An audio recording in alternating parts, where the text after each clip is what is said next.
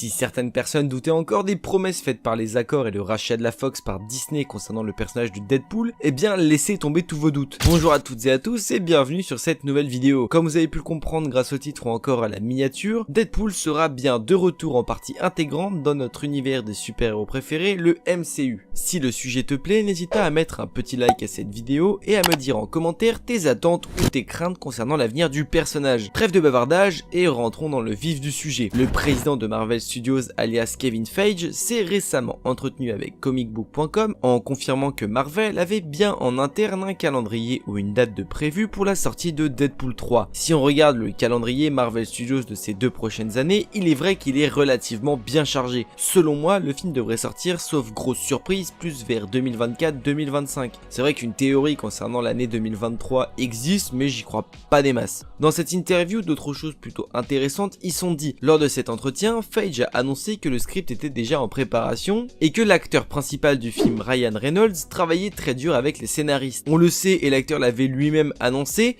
mais l'une des conditions pour que le Deadpool de Ryan Reynolds soit de retour était que l'acteur travaille sur le film et que le film ne tombe pas dans l'infantilisation de Disney. Le critère de base de Ryan Reynolds était d'avoir un 3e film qui suivait le caractère des 2 premiers, avec un Deadpool violent et vulgaire. Feige a rassuré les fans et les spectateurs en affirmant que le film sera dans la même lignée que les précédents, avec la même cote R-rated. D'ailleurs, Feige travaille lui-même sur le film pour livrer un film qui ravira tout le monde, d'autant plus que la pression est énorme après cette déclaration et que les fans attendent vraiment le film au tournant.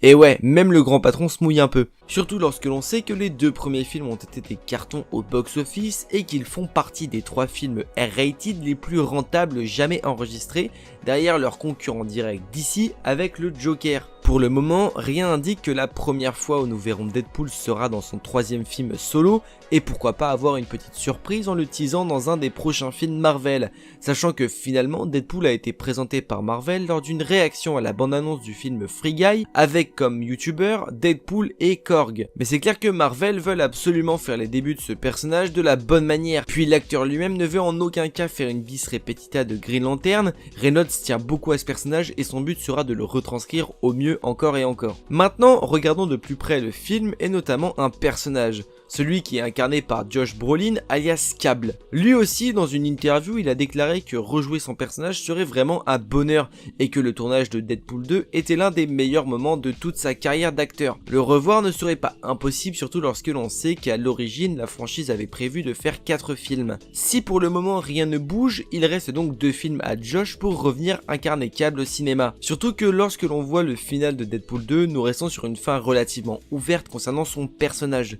Le petit hic serait que Josh Brolin est l'acteur de Cable, mais aussi dans le MCU celui de Thanos, ce qui pourrait froisser les fans dans l'idée.